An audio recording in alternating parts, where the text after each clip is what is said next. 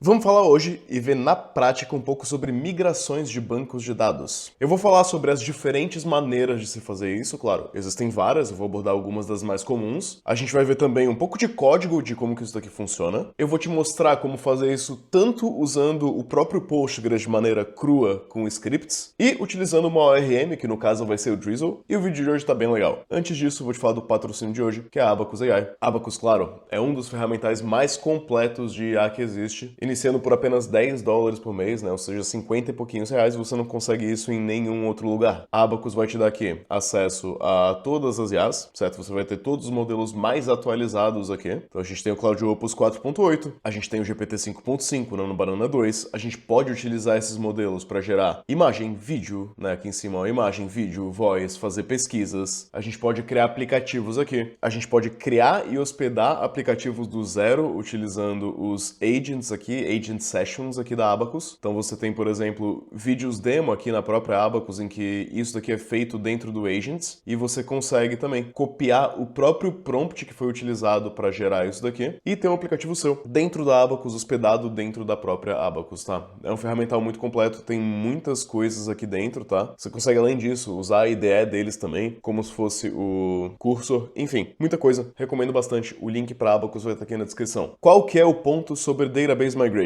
No risco de ser um pouco polêmico, eu vou falar qual que é a maneira errada de se fazer isso aqui. A maneira errada de se fazer isso aqui é você dar um SSH lá para sua cloud e você começar a executar comandos na mão para fazer as migrações. Comandos como criar tabelas, criar colunas, mudar o tipo de colunas, adicionar uma foreign key, adicionar alguma coisa. Isso eu acho errado. Simples assim, eu acho simplesmente errado. Eu não faria isso em hipótese alguma. Por quê? Isso daqui, esses comandos, se a gente estiver rodando na mão e eles viverem dentro da minha máquina, supondo que eu seja um DBA, tá? Eu seja a pessoa que está administrando o banco de dados. Tudo que vive na minha máquina não é revisável, auditável, reproduzível, automatizável. Se não é nada disso, na minha opinião, não é robusto o suficiente, não é profissional o suficiente. E nota, eu não tô falando que em nenhum momento você deve criar um arquivo de migrations manual. Não é isso que eu tô dizendo. O que eu tô dizendo é que no dia de hoje, a minha recomendação é que caso você tenha arquivos ou até scripts de migrações de bancos de dados, que eles estejam sujeitos aos mesmos processos que a gente passa pelo código, que a gente lide com eles da mesma seriedade que a gente lida com código, ou seja, com pull requests, com reviews, e estando dentro de um versionamento de controle, quer dizer, controle de versionamento, algo como o Git, por exemplo. É só isso que eu tô pedindo. Se você é muito novo na área, você não sabe o que é uma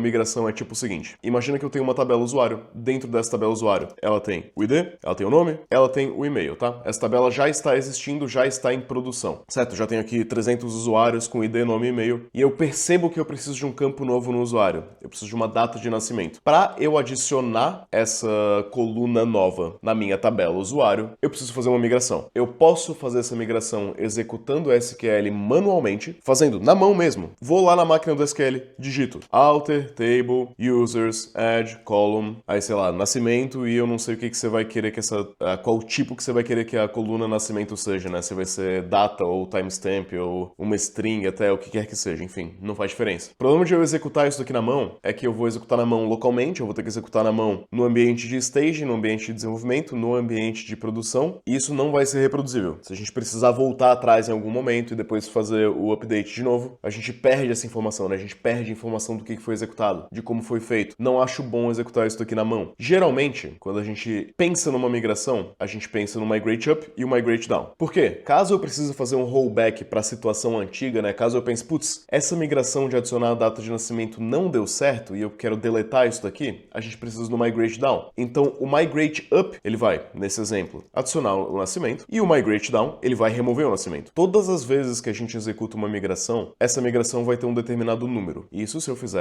você fizer da maneira que eu estou sugerindo, né? Se a gente fizer, que cada um vai executando as migrações que quiser no banco de dados, você não vai ter número, você não vai ter versão, você não vai ter nada disso, tá? Agora, supondo que a gente faça as coisas de uma maneira mais reproduzível, eu vou ter que, por exemplo, a migration 1, né? A primeira migration é essa aqui, e ela vai ter o migrate up e o migrate down. A segunda também vai ter o migrate up e o migrate down, e assim a gente consegue subir uma versão ou descer uma versão, e o nosso próprio banco de dados internamente vai armazenar a versão dele. Então, vamos supor, estou na versão 003, né? Quer dizer, eu, ao bater o olho nessa versão, eu sei em que estado estado o meu banco de dados está e eu consigo migrar para cima ou migrar para baixo. Vamos ver um pouquinho na prática como isso aqui funciona? Eu vou abrir aqui o VS Code. Eu tenho dois projetos separados, um do Drizzle e um do Postgres. Primeiro, eu vou olhar com vocês o projeto do Postgres. O meu Postgres é o seguinte, ele tem um arquivo de Docker Compose que vai levantar o Postgres aqui. Então, se eu der o comando Docker Compose up, eu vou ter o meu Postgres rodando aqui no Docker na minha máquina, tá? Então, ele vai puxar a imagem do Postgres lá do Docker Hub, vai começar a rodar na minha máquina, e eu vou ter aí um Postgres zerado dentro da minha máquina, com os determinados parâmetros aqui, né? Que o meu user é demo, o meu password é demo e tal. Olha só, aqui no meu Docker Desktop, eu posso ver que o meu Postgres está rodando aqui, ele está ativo, certo? Criei um Postgres aqui vazio, rodando com essa imagenzinha aqui, né? Postgres 16 Alpine. E aí, eu tenho aqui na minha esquerda uma série de arquivos de migrations. Migrate up e migrate down, como eu falei. Arquivo 1, arquivo 2, arquivo 3. Né? Migration 1, 2, 3. Na Migration 1, a gente está fazendo o seguinte. A gente está criando uma tabela usuários, adicionando ID e e-mail e inserindo dois usuários dentro dessa tabela. Mas tem também o Migrate Down, né? Caso eu queira descer uma versão aqui. E o Migrate Down é um Drop Table Users, né? Como a primeira migração cria a tabela, a migração que reverte essa criação é um drop na tabela. Vamos ver a segunda. Na minha segunda, eu adiciono uma coluna username. Esse é o Migrate Up, é indo para a versão 2. E o Migrate Down, o voltando da versão 2 para a versão 1, eu estou dropando a coluna username. Eu deleto a coluna que eu adicionei, né? Então, lembra, sempre revertendo aquilo que a gente fez. No Migration 3, eu estou setando o username dos usuários e alterando a coluna para que o username seja único. Eu quero transformar os usernames em usernames únicos. E o Migrate Down, claramente, ele dropa esse constraint, ele dropa essa restrição de que cada username precisa ser único e ele nulifica todos. Ele dropa todos os usernames que ele criou. Geralmente, dentro da empresa, você vai ter algum script como, por exemplo, esse script migrate aqui. A função desse script migrate é identificar em qual versão o Postgres está e aplicar todas as migrations até aquela versão. Você poderia, muito bem, ignorar isso daqui, se você souber em qual versão que tá, você manualmente migra de uma a uma, tá? Mas não tem por que a gente fazer isso. A gente quer caminhar para algo reproduzível. Então, você pode fazer um script assim, uma inteligência artificial não tem o menor problema em fazer um script assim também, e aí você testa localmente para ver se ele funciona, né? Testa diferentes cenários. Tenta dar um migrate up, um migrate down, ver como é que tá a tabela, ver como é que funciona. Aqui, para título de exemplo, eu tenho esses scriptzinhos que eu fiz com IA, certo? Um é para fazer um migrate up,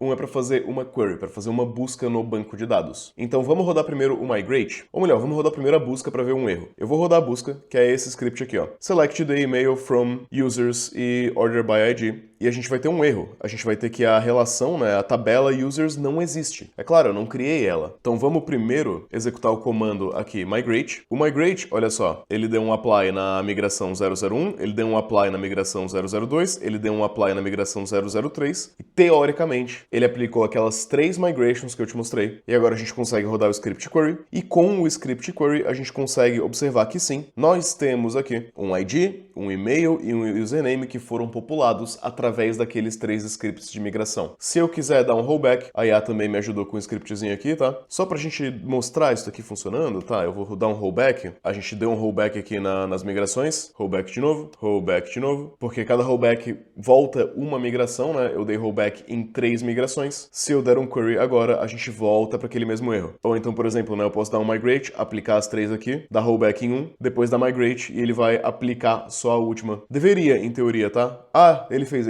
sim. Ele pulou a primeira, ele pulou a segunda e ele aplicou a terceira, porque ele viu em qual migração que ele estava. Enfim, você entendeu essa lógica? Agora a gente vai adicionar uma etapa aqui em cima. As migrações, elas são operações. Você pode imaginar as migrações como sendo 1, 2, 3, 4, 5, e a resultante de todas essas migrações vai terminar num determinado estado. O estado do banco de dados, né?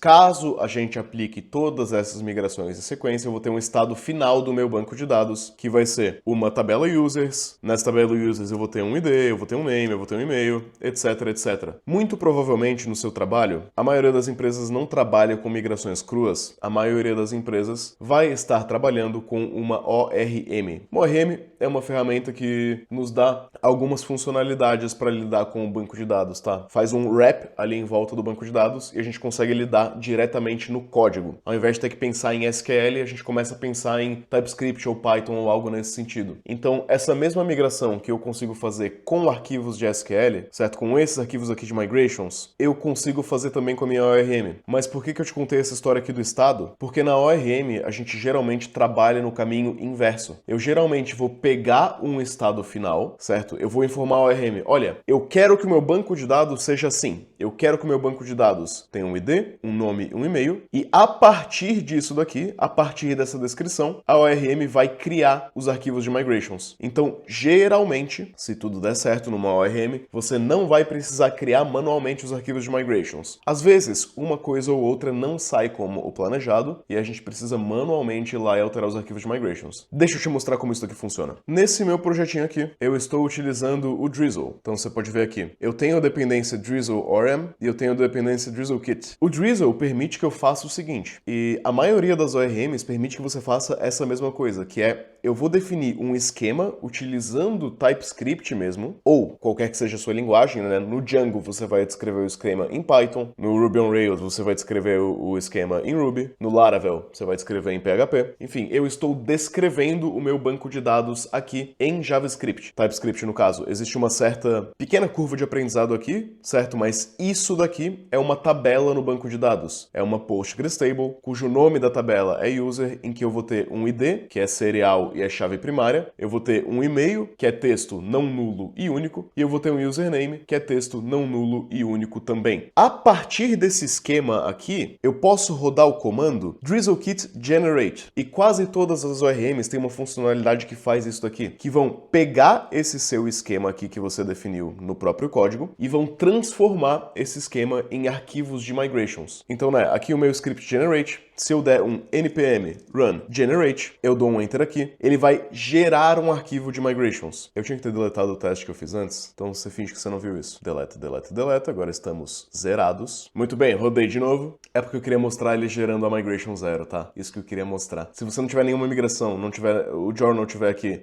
vazio, e você não tiver esses snapshots, ele vai gerar a migração de número 0, tá? Temos aqui a migração de número 0. A migração de número 0, ela cria uma tabela users, né, com aqueles constraints que a gente falou. Então nota, o que eu tenho é esse esquema aqui, e a partir desse esquema, o Drizzle gerou uma migração, quando eu pedi para ele gerar essa migração, é claro. Eu posso também aplicar essa migração utilizando aqui o drizzlekit migrate, ou o meu scriptzinho migrate, né? Então se eu der um npm run migrate, vai dar um belíssimo erro que eu preciso consertar. Não é um erro isso. Tá tudo certo. Ele só tá dizendo que ele tá usando o default, é porque eu não li mesmo.